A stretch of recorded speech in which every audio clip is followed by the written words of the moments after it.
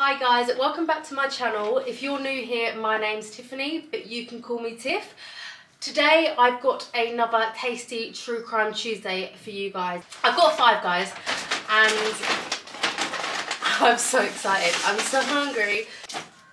I got a salted caramel milkshake. What did I? Then I got some small Cajun fries and a small cheeseburger. So you guys, you know the drill. Before anything, I just have to have a taste.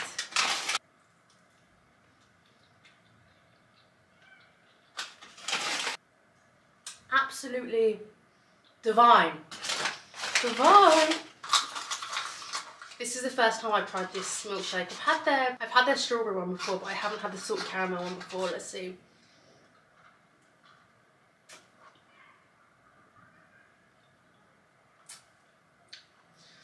First of all, that isn't salted caramel, that's vanilla. So I want my fucking money back. Mugging me off, mate. Today I'm going to be discussing a case that involves a child, and it involves a death and a murder of a child. So if you think that will trigger you in any way, please click out of this video now. You can watch another one when I upload it, or my previous ones. This video will contain information that some people may find upsetting, so viewer discretion is advised. Okay, now that that's out of the way, today we're going to be discussing the case, the tragic case of Ellie Butler. If I'm being honest, I feel like there's one person in particular that set the path for this little girl. You know, this person could have prevented, in my opinion, Ellie's death. But let's just get into it. On the 30th of December 2006, Jenny Graham gave birth to her first child, and this was a happy, healthy, bouncing baby girl. It was said that Jenny was excited to have a baby, but also her parents, Neil and Linda Graham, they were ecstatic as well. They were so excited to become grandparents.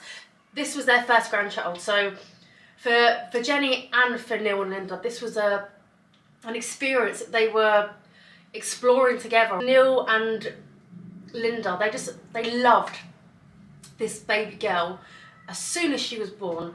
And Jenny decided to call this baby girl Ellie Mae. Now I believe Mae was her middle name. I'm not sure if it was double barrel, but I have seen it mentioned that she was born Ellie Mae. Everyone was really excited about this little bundle of joy. Like, it almost brought kind of a new excitement to their life. You know what I mean? You know when there hasn't been a baby in the family for years and then someone gets pregnant and it's like, oh my god, there's going to be a baby in the family. That's what it was like. That was a feeling that they had. Now the father of Ellie Mae was Ben Butler, and from what I can gather, the relationship between Jenny and Ben was very casual. I believe they met in March 2006 and then Jenny gave birth in December 2006. So from my calculations, it's like they met, they did the hanky-panky, she got pregnant, and then, you know, she had a baby. So from what I can figure out, it was very casual. It wasn't a relationship, it wasn't a committed relationship. It was almost like a, you know, a booty call kind of thing, and it was just sex. There wasn't a lot of emotion involved. And Neil and Linda hadn't met Ben. They hadn't had any kind of dealings with him because it was such a casual thing. But it was said that Ben was really supportive of Jenny. Like, he said, whatever you want to do in regards to the baby, I'll support you, and that's what he did. And he said that he wanted to be in Ellie's life and be, you know, a father figure to her. I need a bite of my burger because it's just talking to me, darling. Now I'm not too sure, but I think that Jenny moved back in with her parents after having Ellie Mae. So straight after having Ellie Mae, she moved back in with her parents just so they could support her a little bit and help her with Ellie Mae. Because like I said, the relationship between Ben and Jenny was really casual. They didn't live together. They're released, everything's fine and dandy. Ellie is healthy at this point, Jenny's healthy at this point, everything is fine. So on the 15th of February 2007, Ellie Mae would have been 6 weeks old at this point. Ben, Ellie's father, agreed to have Ellie Mae for the night to give Jenny a bit of a break.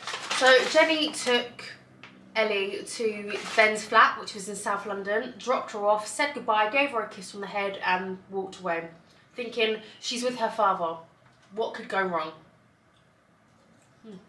Later on that evening, Neil and Linda get a frantic phone call from either Jenny or Ben to say that Ellie Mae had been rushed back to the hospital she was born at because she was just lifeless. She had no colour, she was lifeless, she wasn't moving, like something was seriously wrong. So when Neil and Linda get to the hospital, Ben and Jenny are there. And Ben basically tells them what's happened. He said that Ellie was next to him in the car seat and he was playing on his computer game. And then he said the next thing that he knew, he turned to look at her and he said in his own words, she was floppy as sheet white. He was panicking, obviously thinking, oh my God, like what do I do? Because she wasn't moving, it seemed like she wasn't really breathing. Because he was panicking so much, he called for his roommate to like try and help. So his roommate actually drove him and Ellie to the hospital.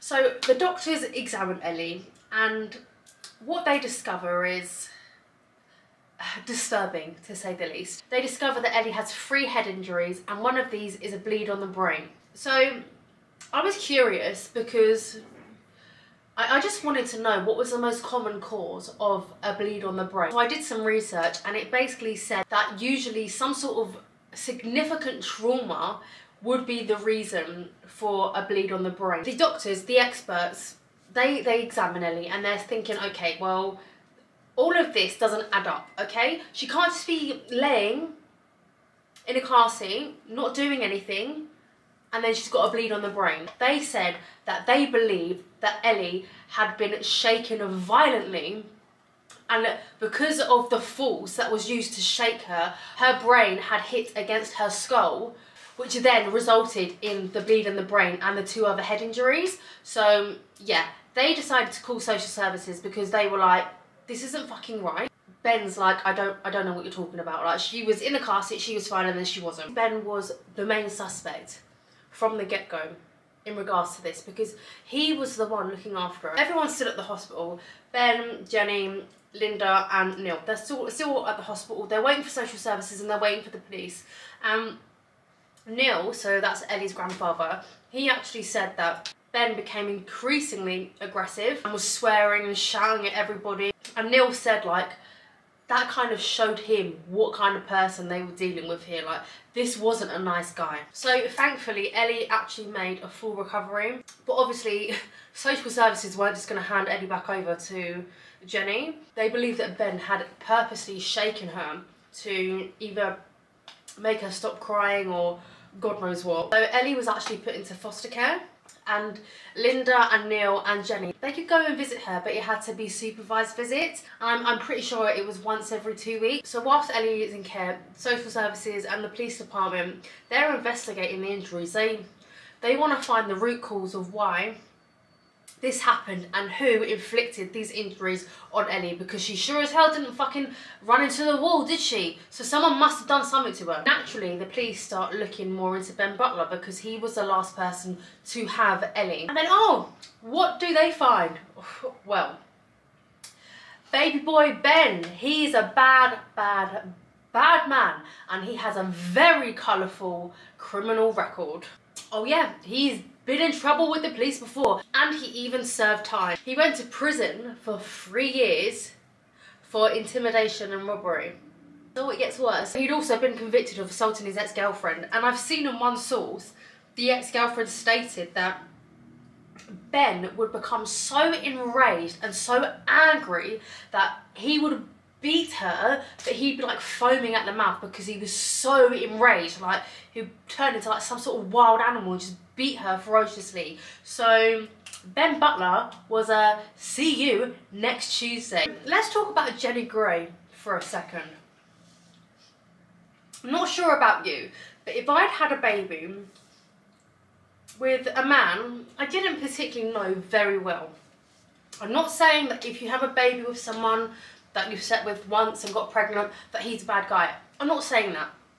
I'm just saying you don't know this person very well. You don't know their temperaments, you don't know their traits. She takes her newborn baby to him. She leaves her newborn baby with him. And the next time she sees the baby, it's because the baby's got brain injuries that the doctors are saying has been caused by her being shaken violently. Not sure about you guys. If that was me, I'd be like, yeah, fucking see ya, and don't ever think that you're going to be touching my baby ever again, because you won't be. Do you think Jenny did that? No, she didn't. Jenny defended him. Jenny defended Ben and was like, no, Ben didn't do anything. Ben wouldn't do that. Ben's a nice guy. I just think, in my perspective, the injuries that Ellie suffered, like I said, she wouldn't have been able to run into a wall. She wouldn't have been able to inflict these injuries on herself. Someone did that to her. And I think we can all probably guess or figure out who it was, except from Jenny. They're like, no, nothing happened. Like, fuck off. Like, you're an absolute earjack. I'm getting annoyed and frustrated because this case is so frustrating. Obviously, the police and social services are like, yeah, well, you're dodgy as well, because you're clearly trying to cover up for him, hun, because there is no way that any sane person would believe that Ben didn't cause these injuries. Who else then, hun? Who else? Was it Casper the fucking ghost? Or did he come into the room and give her a good whack on the head? I don't think so. Jenny seemed to care more about protecting Ben than she did her own daughter. And that's kind of the whole consensus across this whole fucking case. Ben, we need to protect Ben. What about Ellie? What about the innocent child? What about her? So the police are like, yeah, you're dodgy as well, Jenny, okay? You probably need to go and get some sort of help as well, honey. So they decide to give custody to Neil and Linda. And let me just tell you, my heart breaks for Neil and Linda, especially Neil, man. Like, oh, you could just tell that they were the best grandparents ever. You know, they were so excited to have Ellie in their care, and they were fantastic. They gave Ellie everything that she needed. They gave her love, they gave her clean clothes, food, everything that you would want someone to give your child, they gave her. Even though that the investigation was still carrying on, they were still trying to figure out the root cause of Ellie's injuries, they decided to give Jenny and Ben supervised visits so they could actually go and visit Ellie. Do you think they would turn up? Do you think they would come and see their daughter? Nah. No, couldn't give a flying monkey, mate. Neil said that 70% of the time Jenny wouldn't even bother to turn up. Her only daughter wouldn't bother.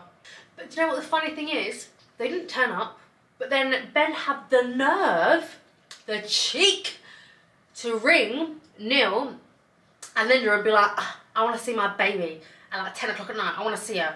And obviously Neil and Linda were like, no, sorry, like, she's asleep, you can't come and see her.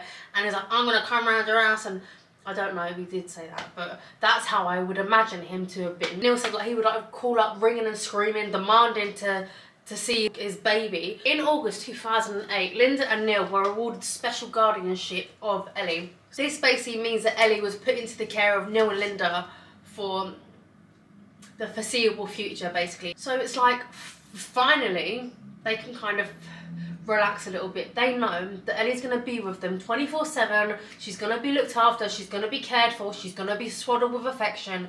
It's going to be okay. And after a lengthy investigation, the police finally decide they've got enough evidence to charge Ben with GBH, which, I mean, surely it would be like child abuse or something. And Ben obviously denies all of the allegations, all of the charges. No, I'm not guilty, not guilty, not guilty. I didn't do anything. It was Casper the ghost. So he's throwing the not guilty verdict around. It has to go to trial. But to nobody's surprise, Ben is found guilty of GBH on the 24th of March 2009. And he's sentenced to 18 months in jail. Like, I mean, 18 months? Really? Okay. Electric chair. And then it gets even worse, and then it gets even worse. Jenny then falls pregnant with a second child. So she fell pregnant before Ben went to prison. But it's like, honey, are you okay? One of your children has already been taken away from you.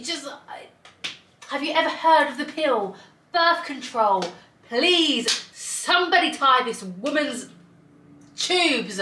So Jenny gives birth to this other baby.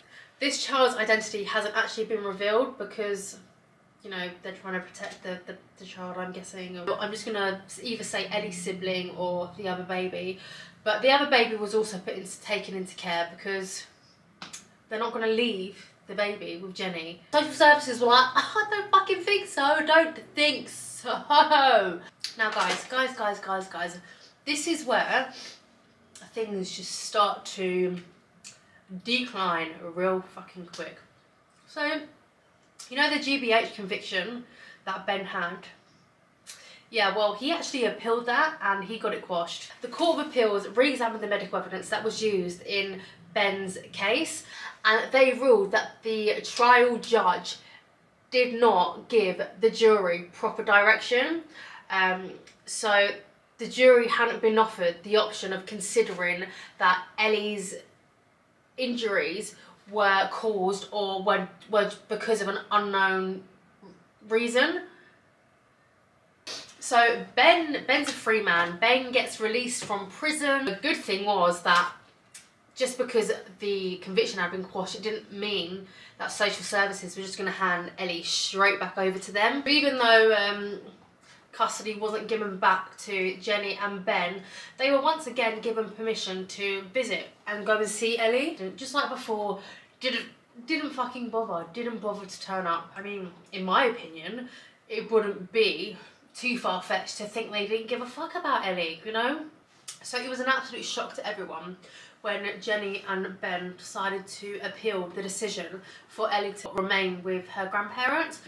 The judge that heard this case, her name is Mrs Justice Hogg, and oh lordy lord, Mrs Justice Hogg, honey, you done fucked up with this case. It's said that Mrs Justice Hogg was and is very experienced. I'm pretty sure she's retired now, so I'm going to say was. She was really experienced within her field of work. She seemed to know what she was doing, apparently. That's what they said, but I mean, I don't know. I wouldn't want her ruling over my case after reading about this, but okay. So I think initially, when Mrs Justice Hogg took on this case, I think maybe she thought she could, you know, persuade either side to compromise. But social services were like, there is no way in hell we are putting that child back in the custody of Ben and Jenny, like nada. And then Ben and Jenny were like, well, there's no way we're going to let her stay with the grandparents. We want her back. In the end, this meant that numerous hearings had to be held, and Mrs Justice Hogg had to be the one to obviously listen to the hearings, sit through the hearings, look at all the evidence and come to a decision. In these hearings, Mrs Justice Hogg heard about Ben's criminal past, about his previous convictions, about his violent behaviour. But whenever an allegation was brought towards Ben, Jenny would kind of either one, deny it, or two, make up an excuse. Once again, she's trying to like defend him and protect him. So Mrs Justice Hogg actually asked Jenny, is Ben domineering? Is he abusive? Is he controlling in any way? And Jenny was like, no, he's none of those things. No, he's a lovely guy, absolutely wonderful, best guy in the world. And then this really made me laugh, right? So Mrs Justice Hogg is going through all of the files. Like I said earlier that she was told about Ben's criminal past and his convictions. I know the convictions include assault on adults and not children. So, well, he abuses adults, not children, okay? So I think he's gonna be fine. Surely, if someone assaults anyone, regardless if it's a child, if it's an adult, if it's a teenager, if it's a dog, if it's a cat, doesn't it just show you that they are aggressive and they're capable of violence? Does it not just show you that? Or am I missing the point here? Like I don't get it. And apparently as well, during these hearings and these trials, Jenny had some bruising on her face, and Mrs Justice Hogg, take a bloody shot every time I say Mrs Justice Hogg, okay? Mrs Justice Hogg asked Jenny where she got these bruises from, and Jenny was like, oh, well, you know, I had some Botox, so That's probably where they're from. And Mrs Justice Hogg was like, okay, cool, great answer, let's move on. And then apparently Mrs Justice Hogg also heard new medical evidence in regards to Ellie's injuries that she sustained when she was 6 weeks old. And apparently over 20 medical experts gave their opinion. Medical history showed that Ellie had a cyst in her airways, a defect on her larynx, which I believe is your Adam's apple, and she also had acid reflux. And in Mrs Justice Hogg's mind, she thought that all three of these, so the cyst on the airway, the defects in her larynx and the acid reflux, could have been the cause of her head injuries. You're telling me the acid reflux caused the bleed on the brain? Like, from then on, I don't know. If that was me, I would have been like, I need a new judge. I need a new judge. This one is broken. So, Mrs Justice Hogg has listened to everyone's argument. She's listened to all of the evidence. She's looked at all of the evidence. And I bet you cannot guess what she does next.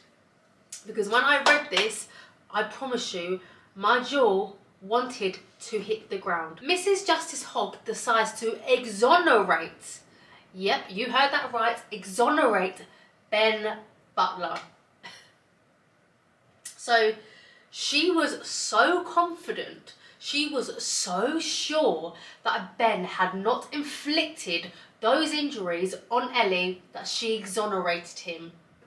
Essentially, when you exonerate someone, it means that one, they were wrongfully convicted, and two, the conviction, it doesn't exist. Like, that's it. It's thrown out, it's wiped out, it's gone. And she also went a step further, and she basically said, if anyone comes asking after this case, do not show them or do not discuss Ben's previous convictions, and if they've got a problem with it, send them my way. She decided that Ben wasn't a danger to these children, and she said, no, it's fine. Put the children back in Jenny and Ben's care. And another thing, she also ruled that the social services, so I believe it was Sutton Social Services, they had looked after and dealt with Ellie's situation, family case. They knew the family, they knew Neil, they knew Linda, they knew Jenny, they knew Ben, they knew everything about this family they knew. And Mrs Justice Hogg decided and stated that the Sutton Social Services Department could no longer be a part of Ellie's case, and that new private social workers now had to take over. They weren't allowed to see any of the notes. They weren't allowed to see that Ben had previous convictions. They weren't allowed to see any of the statements or allegations brought forward to Ben. She basically said, no, he's been exonerated, like, he hasn't done anything wrong, basically. She literally swiped the security blanket or the security net right out from Ellie's feet. That's how I see it, that's how I see it. What would have been the harm? Like, I guess she's probably thinking, oh, you know, the social services department, they're gonna have a chip on their shoulder about Ben. Okay, so you're more concerned about Ben then. That's how I'm seeing it. You're more concerned about how people are going to see Ben than you are about this little girl's safety. When the ruling was read, Neil, so Ellie's grandfather, he actually said to Mrs Justice Hogg, like, you're going to have blood on your hands. Like, you better remember this decision that you're making right now, because you're going to have blood on your hands. And ladies and gents, we wouldn't be sitting here today talking about this case if he wasn't right. A week later, after the hearing, after Mrs Justice Hogg is ruled on Ellie's case, Ben and Jenny, they actually appear on This Morning. I'm pretty sure that everyone knows what This Morning is, but if you don't, I'll try and insert a little clip here. It's just a daytime TV show where presenters will have people on the show and, you know, interview them, blah, blah, blah. And I think this interview shows how narcissistic Ben Butler really, really is. He isn't talking about how wonderful it is to be reunited with his family, how much he's missed his daughters. Like, no, it's nothing to do with that. It's all about me, poor me, poor me. I was made out to be a monster. It took me X, Y, Z to clear my name. The police got it wrong. It just made me absolutely cringe when I watched it. Like, you have the nerve to sit there and address the nation and say that you were the victim. So Neil and Linda have to come to terms with the fact that they're gonna have to hand Ellie back over to Jenny and Ben. I don't know if I've mentioned this, but by this point, this has been going on for so long. Ellie is now 6 years old. So Ellie hasn't seen her parents since she was a baby. Like, she doesn't recognise that. Aside the fact that Mrs Justice Hogg's ruling was a complete oversight. That's just my perspective on it. But I just also think the ruling was just so cruel. Jenny and Ben hadn't been to see Ellie. They hadn't bothered to go and see her or to try and maintain or create a relationship with their child. And you want to take this child away from her parents. Like, Neil and Linda were essentially her parents, okay? That's all she had known all her life, practically. And you want to rip this little girl, this child, away from her parents and put her with complete strangers, because that's how Ellie would have seen it. She's 6 years old. Did Mrs Justice Hogg, not sit there and think, one, why didn't Jenny and Ben go and visit Ellie? But two, surely it would be better just to kind of to ease her into it instead of just throwing her back into their custody, because that's practically what happened. On the 9th of November 2012, Ellie was taken to school. She was told that she was going to have a sleepover at Jenny and Ben's house. She was told that she was going to come home. She was going to come home to her nanny and granddad. And Neil and Linda weren't allowed to tell her that she was going to be staying there forever, and they also wasn't allowed to tell her goodbye. They weren't allowed to say goodbye to her. Like, how devastating. Like Neil just said, like, it completely broke them in two. They were, oh, just beside themselves with grief. Like I said, on the 9th of November 2012, Ellie was actually returned to Jenny and Ben, as well as her other sibling. And from the outside, like, you know, family portrait. What was Pink's song? In our family portrait, we look pretty happy. That's basically what it seemed like. But when you got inside, you realised that it was just fucking shambles. The reality was, Ben and Jenny's relationship was just so volatile and so toxic. Ben was aggressive, Ben was short-tempered, Ben was just horrible, just a horrible guy. And there's actually one video. In this recording, you can hear Ben shouting and swearing, just being really horribly aggressive. And in the same video, we see poor little Ellie's face, and Ellie's got her eyes closed and she's like lifting her head up to the camera and she's got a black eye. See, I'm good, don't ask me to do something which you ain't fucking done and then sort it out. Now fuck off.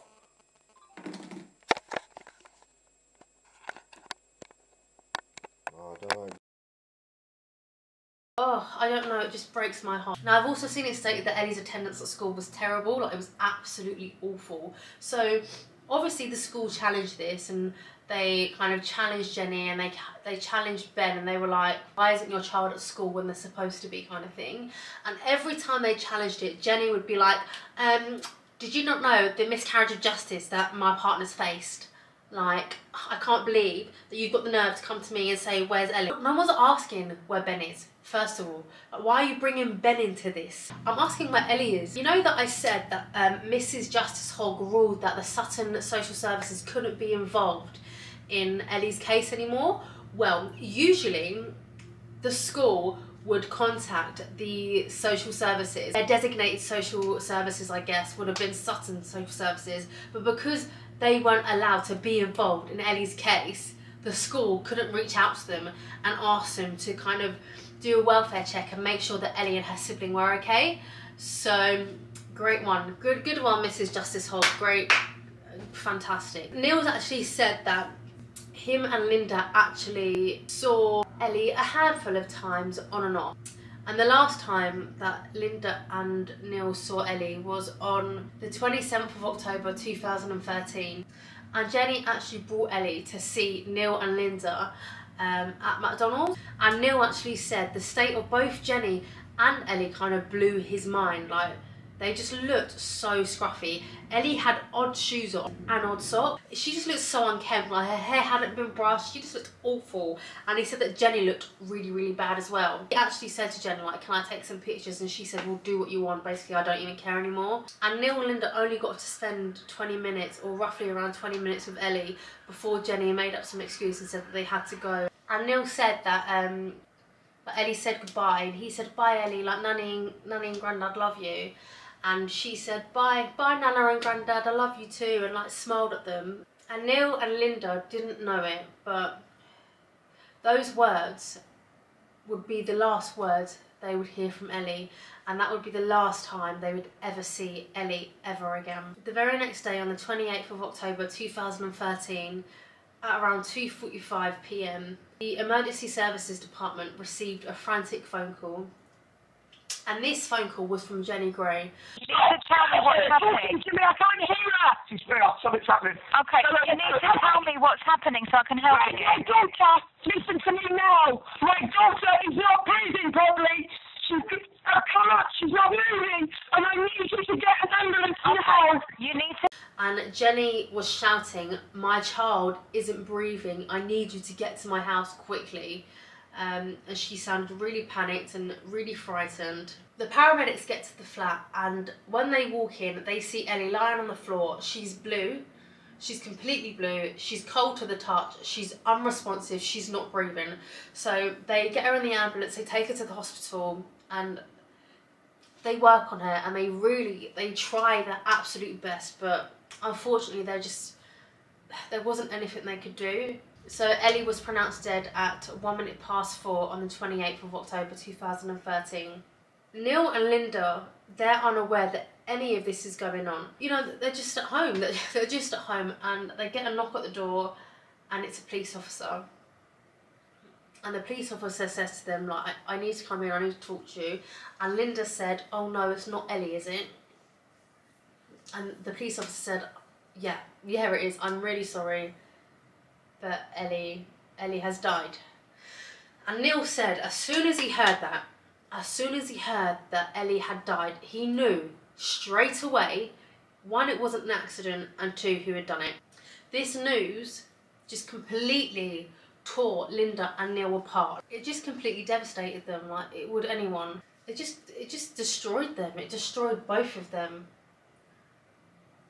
It just ripped their world apart. So an autopsy was performed on Ellie's body, and the pathologist found that Ellie had severe head injuries, and these head injuries were absolutely catastrophic. Ellie had skull fractures and brain injuries. I've seen it said that her injuries were so severe, like half of her skull was crushed, like caved in, and the brains were like spilling out from her skull. Like that's how much force was used on this 6-year-old little girl. So the police already have their main suspect. They're looking straight at Ben, like everyone is. Everyone is looking at Ben. Like, Ben, what did you do? What did you do? Both Ben and Jenny are questioned, and let me tell you, these interviews, or these interrogations, whatever you want to call them, they are so frustrating. Jenny was sitting there rocking back and forwards, like, I don't know, she needed some sort of medication. I don't know what's happened here, and all I can say to you is I don't believe Ben done that. I don't believe Ben's done anything to her.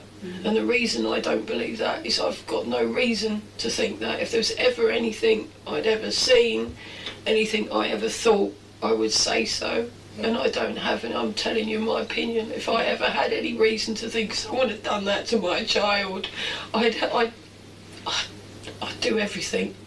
Electric chair. It's just like, so even after your partner has murdered your child, your firstborn child, you still have the audacity to sit there and defend him. Jenny was her own worst enemy because Jenny kept diaries, and the diaries basically told the truth. They gave the real picture of what was going on in that house. In one of the entries, Jenny wrote, "I put you before everything. Stop being angry and hateful and violent. I feel like you hate me and it hurts so much." Ben had the audacity to start crying. Was Ellie struck with an object, as opposed to falling against a hard surface of the floor, okay? Was Ellie struck against a wall or... I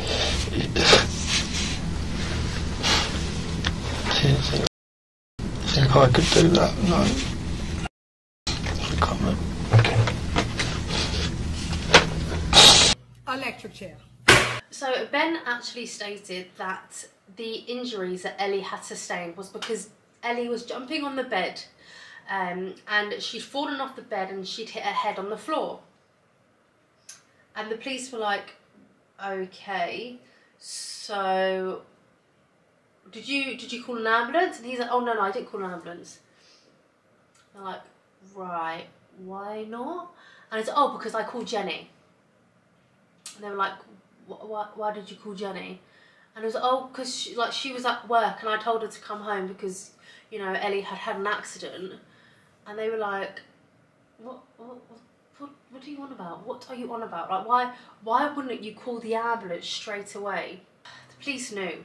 The police knew. From looking at this little girl's injuries, they knew that it wasn't an accident. What's actually believed is that Ben, one, either banged or smashed Ellie against a wall numerous amount of times so that her head was like hitting the wall, or that he had an object in his hand and he was hitting her with it on her head. And it's believed that Ben called Jenny and told Jenny she had to come home and help him cover it up.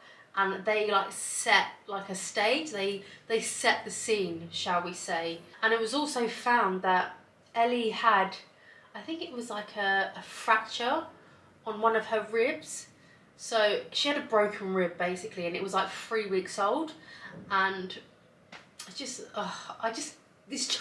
poor child was being abused, and no one could protect her because Mrs Justice Hogg had made sure of that. Ben was charged with murder, and once again he pled not guilty. He said, no, it wasn't me, it was an accident. I don't know how it happened, but it weren't me. But Jenny was charged with child cruelty and perverting the course of justice. The child cruelty was in relation to the cracked rib, I believe. They basically said, like, this poor child was in pain for this long and you did nothing about it, so it's a form of cruelty.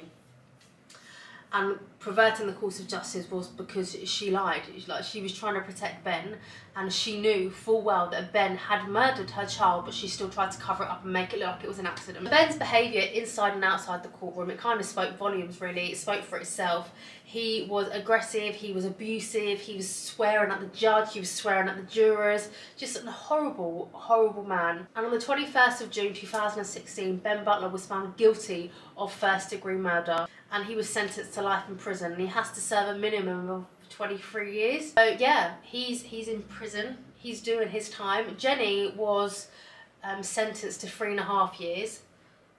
So this was 2016, 17, 18, 19. So she's out now, she's out and about, she's living her life. Just pray to God that she doesn't get to see her other child, because you know, there's just some people that don't deserve to be mothers. Jenny Gray is one of them. At the beginning of this video, I said there was one person I felt like was to blame or should be held accountable.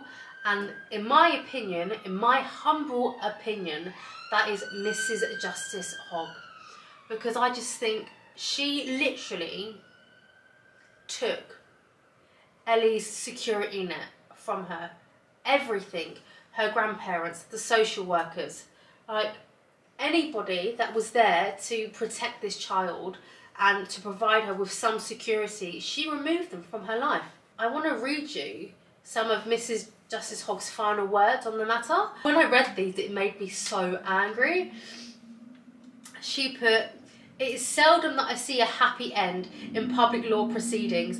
It is a joy for me to oversee the return of a child to her parents. The story does not end today. There is still work to be done." So she's basically saying that it's unusual that a case doesn't end well. But not every case is the same. That is why you have these rulings. That is why you have social workers. That's why you have the police, because you need to investigate. From what I'm gathering, from what I'm reading, it seems like to me that she made her decision based on previous decisions and previous cases. Oh, well, that one worked out all right, so this one will be fine too. No, it doesn't work like that. Every case is different. Like Neil said, she was going to have blood on her hands, and personally, I think she does. I don't think she's ever released an apology. I don't think she's ever like put her hands up and said, yeah, it was the wrong call. I think she just said those words and that was the end of it. And she just felt like, well, my job here is done. That's the end of this case, guys. Pretty sure, as you can tell, this one really frustrated me. Oh. Anyway, I'm gonna go now. Thank you so much for watching. If you enjoyed this video, please give it a thumbs up, like and subscribe, and I will see you in my next video, which will probably be a makeup video, maybe, I'm not sure. Anyway, bye.